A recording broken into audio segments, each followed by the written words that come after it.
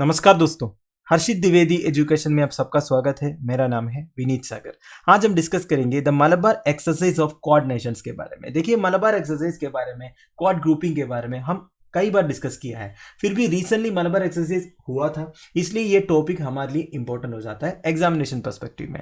और ऊपर से चाइनीज प्रेसिडेंट ने रिसेंटली एक स्टेटमेंट भी दिया था कि India, Japan, Australia and United States are forming gangs around Indo Pacific area. इस तरह की एक स्टेटमेंट भी आया था उनकी तरफ से। इसका मतलब यह है China is very much concerned about this developments. देखिए, चाइना के लिए एक कंसर्न की बात इसलिए है, एक तो ये चारों पावरफुल कंट्रीज जो है एक साथ मिल रहे हैं और इनका एक ही प्राइम एजेंडा है, चाइना की जो डोमिनेंस है उसको कम करना इंडो पैसिफिक एरिया में। ऊपर से और एक प्रॉब्लम यह है, यूनाइटेड स्टेट्स जैसा एक पावरफुल कंट्री का डोमिनेंट सबसे कम रहता था इंडो पैसिफिक एरिया में, बेसिकली इंडियन ओशन में। अब ये क्वाड ग्रुपिंग में शामिल होके यूनाइटेड स्टेट्स जो है, ये जो इंडियन ओशन के रीजन में भी अपना पावर जो है, अपना प्रेजेंस जो है दिखाना चाहता है। तो चाइना के लिए ये बिल्कुल अच्छा नहीं लग रहा है। तो इस पर्टिकुलर वीडियो में हम क्वाड ग्रुपिंग के बारे में और एक बार डिस्कस करेंगे। मलबार एक्सरसाइज क्या होता है, ये जो 25th एडिशन है मलबार एक्सरसाइज का 2021 में जो हुआ है, इसके बारे में भी देखेंगे। एंड ऑस्ट्रेलिया पहले मलबार एक्सरसाइज में हुआ नहीं करता था। पहले क्या होता था, United states, India and Japan होता था। अब ये ऑस्ट्रेलिया भी है। लास्ट ईयर ऑस्ट्रेलिया ज्वाइन हुआ था, तो ऑस्ट्रेलिया के बारे में देखेंगे।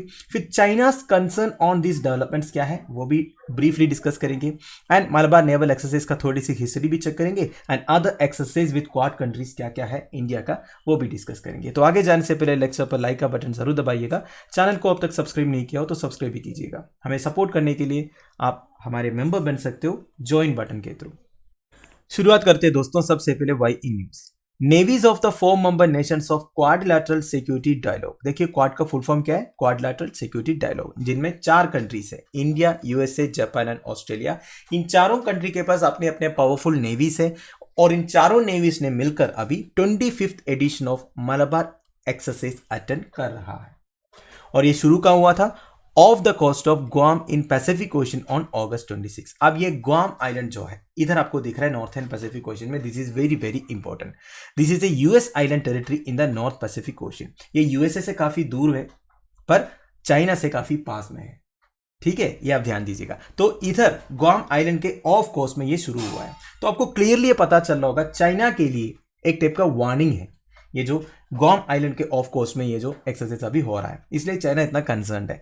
And which is much closer to China in the east than to US mainland in the west. देखिए, यूएसए से काफी दूर है पर चाइना से काफी पास है। पर ये आइलैंड जो है यूनाइटेड स्टेट्स ऑफ अमेरिका के कंट्रोल में है। ठीक है, एक ideal US military strategic outpost है for Indo Pacific operations, right.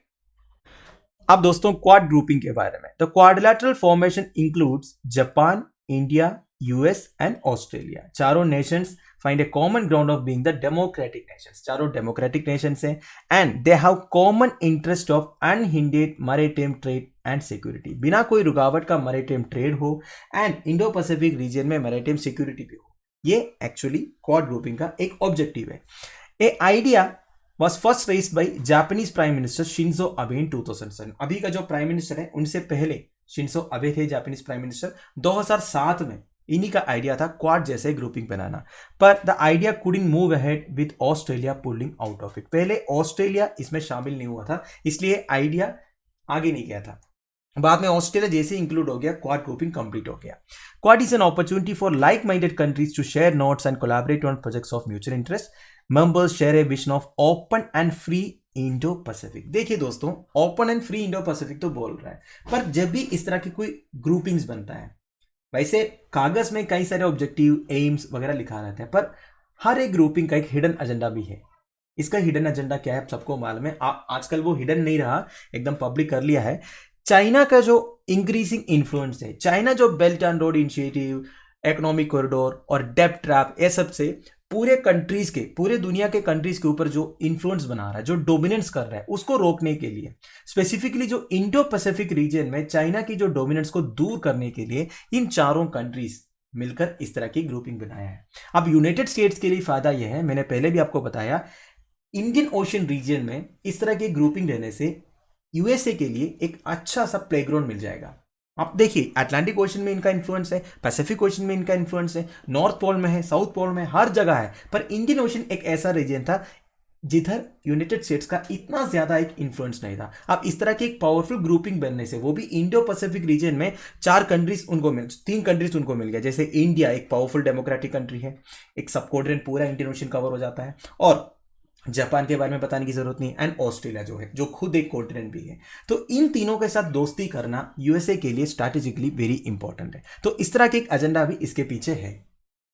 अब दोस्तों मलबार एक्सरसाइज के बारे में basic details. It is a multilateral war gaming naval exercise that started in 1992 as a bilateral exercise. देखिए दोस्तों, 1992 में जब मलबार एक्सरसाइज स्टार्ट हुआ था तब वो बाइलैटरल एक्सरसाइज था। बाइलैटरल मतलब केवल 2 ही कंट्रीज हुआ करते थे, इंडिया एंड यूएसए।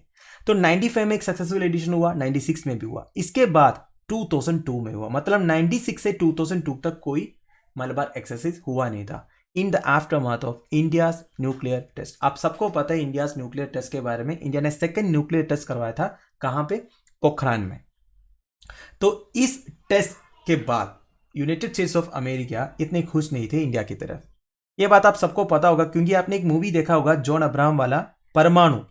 परमाणु फिल्म में एकदम कड़क दिखाते हैं कि उस टाइम पे क्या इंटरनेशनल टेंशन हुआ था अटल बिहारी वाजपेयी साहब और बिल क्लिंटन के बीच में। तो देखिए, एक बात मैं आपको बताऊं दोस्तों, जब भी इस तरह की कोई मूवीज रिलीज होता है ना जो सिग्निफिकेंट इवेंट से रिलेटेड है, इसको आप कभी छोड़ने का नहीं। देखिए, जब आप चीज़ों को विजुअलाइज करके देखोगे ना, आपने जो चीज़ पढ़ा है उसको जब आप विजुअलाइज करके देखोगे तो आपको और रिलेट करने का मौका मिलेगा। कभी आप भूलोगे नहीं, आपकी मेमोरी में एकदम स्टोर हो जाएगा। काफ़ी सारे हिस्टोरिकल मूवीज भी मैं सजेस्ट करूंगा। जैसे 1980s में गांधी करके एक मूवी रिलीज हुआ था जिसमें बेन किंग्सली गांधी जी का रोल प्ले किए थे। उसमें भी काफ़ी सारे सिग्निफिकेंट इवेंट्स वगैरह दिखाते हैं, civil disobedience movement, non cooperation movement, Jallianwala Bagh, सब कुछ है उसमें, and Gandhi ji Nehru relations and our first cabinet, everything. और एक मूवी है सरदार, सरदार करके मूवी है जिसमें सरदार वल्लभ भाई पटेल जी का स्टोरी दिखाता है। और एक मूवी है अम्बेडकर करके, अम्बेडकर में शायद अम्बेडकर करके रोल प्ले किए थे हमारा या केरला का एक स्टार है मम्मूटी करके। तो मम्मूटी ने अंबेडकर का रोल प्ले किया था। तो उस मूवी में भी काफ़ी कुछ मोस्ट मॉडर्न हिस्ट्री का कुछ पॉइंट्स आपको मिल जाएगा। तो इस तरह की मूवीज कभी छोड़ने का नहीं आपको, ठीक है? हाँ, 100% देखना। It has been conducted every year after 2002। तो 2002 के बाद ये हर साल होता है एनुअल एक्सरसाइज है, मलबार एक्सरसाइज जो है। Japan, Australia first participated in 2007। Since 2014, India, US and Japan have participated in the exercise every year. तो जापान कब ज्वाइन हुआ? 2007 में। एंड 2014 से इंडिया, यूएस एंड जापान हर साल मलबार एक्सरसाइज में पार्टिसिपेट होता है। जापान 2015 में as a permanent member join हो गया and Malabar become a trilateral exercise. देखिए, 2014 तक जापान को इसे इन्वाइट करते थे और जापान आके शामिल होता था, पर 2015 में जापान क्या हुआ? एक परमानेंट मेंबर बन गया। मतलब मलबार एक्सरसाइज मतलब एक ट्राइलैटरल एक्सरसाइज बन गया जिसमें इंडिया, जापान एंड यूएस। समझ गए? अब 2020 में for the first time in over a decade Australia joined the exercise and all Quad navies were seen together in action. देखिए, क्वाड फॉर्मेशन तो काफी पहले से हुआ था, पर मलबार एक्सरसाइज में ऑस्ट्रेलिया ज्वाइन नहीं हुए थे। 2020 में मतलब लास्ट ईयर पहली बार ऑस्ट्रेलिया ज्वाइन हुआ। तो ये जो मलबार एक्सरसाइज बेसिकली एक क्वाड नेवी एक्सरसाइज बन गया। समझ गए आप? अब दोस्तों मलबार एक्सरसाइज 2021 के बारे में कुछ basic details. The first phase of exercise is conducted in the Philippine sea. Second phase northern Arabian sea में हुआ था। ये जो हो रहा है ये 25th edition of Malabar exercise है। इस बार होस्ट कर रहा है यूएस नेवी। मैंने आपको पहले ही बताया था यूएस आइलैंड टेरिटरी है, गुआम आइलैंड, इसी के ऑफ कोर्स में ये शुरू हुआ था। एंड जब भी इस तरह की क्वाड्रिलेटरल नेवी का एक्सरसाइज होता है, इसमें क्या होगा? ये चारों नेवीज मिलकर कैसे एक एनिमी फोर्स के ऊपर अटैक करना है, कंबाइंड होके, यही ड्रिल्स होता है। इसमें क्या होता है? चारों नेवीज जो है मिलकर कई सारे कंबाइंड मैरीटाइम ऑपरेशंस करते हैं। फॉर एग्जांपल देखिए, एंटी सबमरीन वारफेयर ऑपरेशंस। ये क्या होता है? मतलब एनिमी सबमरीन्स को कैसे डिस्ट्रॉय कर सकता है। इसके लिए काफी सारे वेपन्स रहता है, काफी सारे इक्विपमेंट्स रहता है शिप के अंदर। फॉर एग्जाम्पल डेप्थ चार्जेस वगैरह सबमरीन को डिस्ट्रॉय करने के लिए होता है। डेप्थ चार्जेस, ये शिप में से नीचे की तरफ फेंक देता है और ये नीचे जाके एक्सप्लोड होता है। तो इस तरह की काफी सारी चीजें रहती है, जैसे टोर्पिडोज है। तो ये सब एंटी सबमरीन वारफेयर ऑपरेशंस में होता है। एयर वारफेयर ऑपरेशंस मतलब जो एयर के थ्रू होता है। लाइव फायर गनरी इवेंट्स, ये देखिए शिप्स में कई सारे गन्स फिटेड होता है, बड़े बड़े गन्स फिटेड होता है। इसका लाइव फायरिंग इवेंट हुआ था। रिप्लेनिशमेंट एट सी, ये क्या होता है दोस्तों? रिप्लेनिशमेंट मतलब होता है, देखिए एक बैटल फील्ड में, समुद्र में होगा, देखिए एम्यूनिशन खत्म हो सकता है, इनके पास बुलेट्स खत्म हो सकता है, क्रू को खाने पीने के लिए जो चीज़ है वो खत्म हो सकता है, शिप में भरने के लिए फ्यूल खत्म हो सकता है। तो ये सब रिप्लेनिश करने वाला भी ड्रिल्स होता है। ये भी तो इंपॉर्टेंट है। अगर जंग लड़ना है तो शिप को एकदम तैयार रखना पड़ेगा ना, चीजें कभी खत्म नहीं होनी चाहिए। इसको बोलते हैं replenishments. Cross deck flight operations, cross deck मतलब एक डेक से दूसरा डेक में फ्लाइट ऑपरेशंस करेंगे, हवाई जहाज उड़ाएंगे बेसिकली। मैरीटाइम इंटरडिक्शन ऑपरेशंस, अब ये क्या है दोस्तों मैरीटाइम इंटरडिक्शन ऑपरेशंस? देखिए ये वही होता है दोस्तों जब एक बैटल फील्ड में एनिमी फोर्सेस को भी रिप्लेनिश करने के लिए काफी सारे और शिप्स आएंगे, रिप्लेनिश करने के लिए, बेसिकली उनको और एम्यूनिशन देने के लिए, क्रू को खाने पीने के लिए सामान लेके आने वाला, तो उसको रोक देते हैं। समझ गए आप? ये आर्मी में भी होता है और एविएशन में भी होता है। बेसिकली जो शिप्स एनिमी शिप्स के लिए, मतलब एनिमी के शिप्स होंगे, उन शिप्स को रिप्लेनिश करने के लिए आएंगे ना, उनको रोक देगा। तो उनको रोकेगा तो इनको सप्लाईज नहीं मिलेगा, सप्लाईज नहीं मिलेगा तो ऑटोमेटिकली वो वार हार जाएगा। तो इसको बोलते हैं मैरीटाइम इंटरडिक्शन ऑपरेशंस। तो ये सब इतना डिटेली जानने की कोई जरूरत नहीं है, बस मैं एक एक्स नेवी हूं इसलिए मैंने आपको बता दिया, ठीक है। In 2021 exercise Malabar India is going to deploy INS Shivalik, INS Kadmatt, a fleet of P-8I maritime surveillance aircraft. तो बेसिकली इंडियन नेवी ने क्या क्या डिप्लॉय करके रखा है? एक तो INS शिवालिक है, INS कादमत है, INS मतलब Indian naval ship, and fleet of P-8I maritime surveillance aircraft है। P-8I हमने यूएस से खरीदा था। This year exercise includes naval special warfare forces during phase 1। तो काफी सारी इस तरह की चीजें हैं दोस्तों। देखिए इस पर्टिकुलर ईयर में मलाबार एक्सरसाइज में नेवल स्पेशल वारफेयर फोर्सेस का भी इन्वॉल्वमेंट है, राइट। अब दोस्तों व्हाई डिड ऑस्ट्रेलिया रिटर्न? मैंने आपको पहले ही बताया था क्वाड में ऑस्ट्रेलिया मेंबर था पर मलाबार एक्सरसाइज में कभी शामिल नहीं होते थे।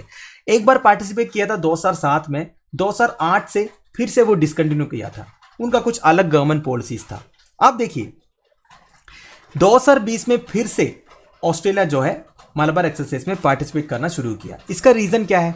रीजन इज वेरी सिंपल दोस्तों, the assertive rise of China is acting unifying cause for the reason.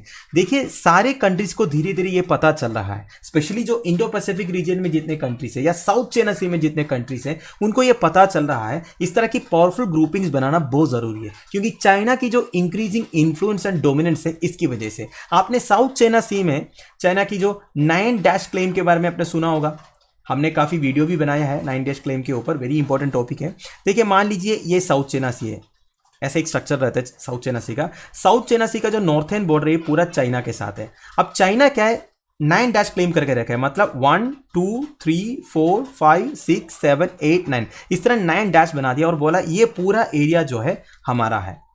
पर देखिए इधर फिलीपींस है, फिर वियतनाम, सिंगापुर, मलेशिया, कई सारे कंट्रीज है।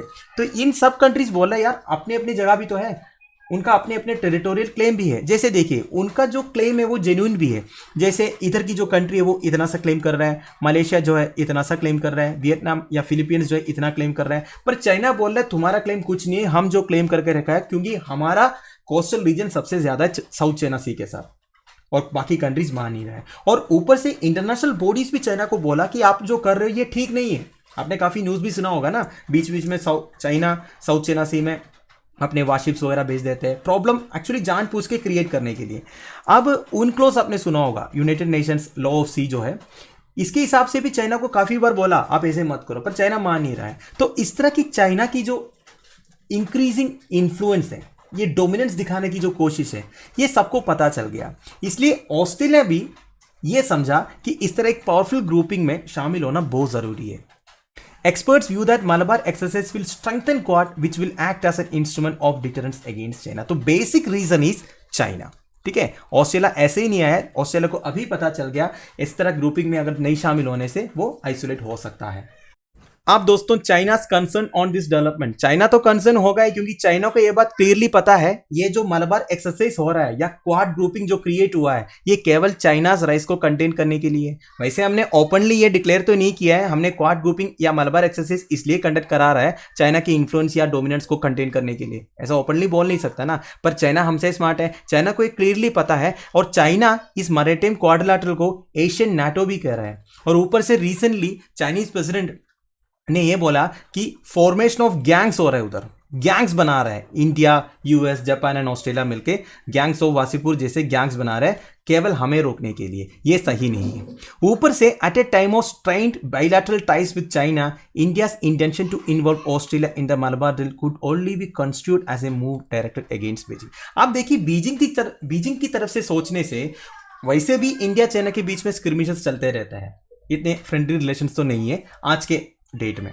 तो हम ऑस्ट्रेलिया को भी इंक्लूड किया मलबार में, जो ऑलरेडी क्वाड का मेंबर है। ऑस्ट्रेलिया पहले ज्वाइन नहीं हो रहा था, तो हमने इन्वाइट किया। पहले पिछले साल में क्या हुआ था, बाकी 3 कंट्रीज ने ऑस्ट्रेलिया को इन्वाइट किया था, आ जाओ हमारे साथ में मलबार एक्सरसाइज में पार्टिसिपेट करो, हम एक स्ट्रॉन्ग ग्रुपिंग बनेंगे। तो ऐसे टाइम पे जब इंडिया चाइना का फ्रेंडली रिलेशंस नहीं है, तब ऑस्ट्रेलिया को भी इंक्लूड करना बीजिंग की तरफ से देखने से उनको क्या लगेगा, हाँ ये जरूर कुछ प्लान कर रहे हैं, ऐसे ही लगेगा ना। तो ये बोला जा रहा था। तो चाइना तो वेरी मच कंसर्न्ड है इस डेवलपमेंट्स के कारण। आप दोस्तों finally other exercises with quad countries कौन कौन सा है ये भी चेक कर लेते हैं। इंडिया एंड जापान के बीच में क्या क्या एक्सरसाइज होता है। एक तो होता है जिमेक्स, जो कि एक नेवल एक्सरसाइज है। शिन्यू मैत्री एयरफोर्स एक्सरसाइज है। And Dharma guardian. India US के बीच में Yudhabhyas, Vajra Prahar, spitting cobra, Sangam, red flag, cope India. India Australia के बीच में ऑजिंडेक्स, ऑस्ट्राहिंद, पिच ब्लैक।